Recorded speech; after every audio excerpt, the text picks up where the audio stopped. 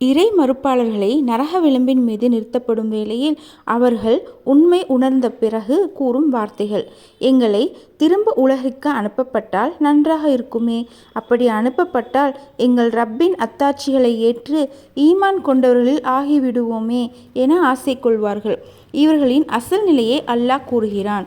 இவர்கள் பொய்யர்கள், நயவஞ்சகர்கள். திரும்ப உலகிற்கு அனுப்பப்பட்டாலும் ஏற்கனவே செய்த அதே நிராகரிப்பையும் அதே பாவங்களையும் தடுக்கப்பட்டவைகளையும் செய்வார்கள். இவர்கள் வாக்கில் உண்மையாளர்கள் அல்ல.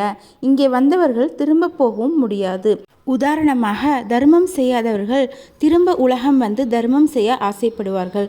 ஆனால் அவர்களின் ஆசை நிறைவேறாது.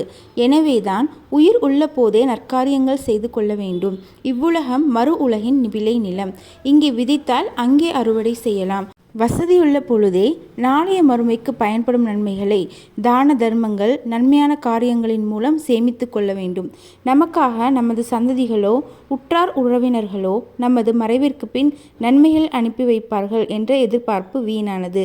ஒரு முஃமின் இறந்துவிட்டால் மக்கள் கேட்கிறார்கள், என்ன விட்டு சென்றான்? மலக்குகள் கேட்கிறார்கள், என்ன அனுப்பியிருக்கிறான்? எனவே இவ்வுலகம் சொற்பமானது, மறு உலகம் நிரந்தரமானது. அதற்கான தயாரிப்புகளை மேற்கொள்வோமாக. ஆமீன். அஸ்ஸலாமு அலைக்கும் வரஹ்மத்துல்லாஹி வபரகாத்துஹு.